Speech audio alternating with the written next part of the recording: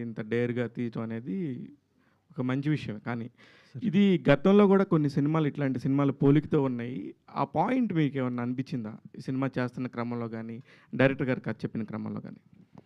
అంటే సార్ ఉండొచ్చు sir. But అది ఏంటంటే కొంచెం సిమిలర్‌గా ఉండొచ్చు. కానీ ఎక్కడో ఒక డిఫరెన్స్ అయితే ఉంది సార్ అది దీంట్లో. ఒక కాన్సెప్ట్ డిఫరెంట్ కాన్సెప్ట్ అయితే ఒకటుంది.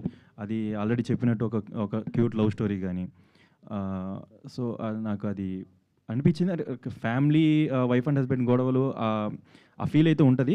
బట్ ఒక లవ్ స్టోరీ అయితే ఉంది సార్ దీంట్లో. ఆ లవ్ స్టోరీ కోసం యాక్సెప్ట్ చేయాలి. సప్తగిరి గారు.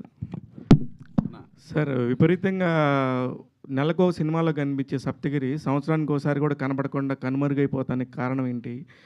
వేరేగా అనుకోవద్దు. లేదు ఇది నిజమే. నేను మాట్లాడుతుంది నిన్నేదో ఇబ్బంది పెట్టాలని కాదు. నువ్వు సెలెక్ట్ చేసుకుంటున్నావా? లేకపోతే సెలక్షన్‌లో మీరు ఉండట్లేదా? అన్న ఆల్రెడీ ఇండస్ట్రీకి వచ్చి 18 ఇయర్స్ అయిపోయిందన్న. చేసిన క్యారెక్టర్లే చేస్తున్నాం. ఒక రకంగా చెప్పాలంటే 100% సెలెక్ట్ కూడా చేసుకుంటున్నాను.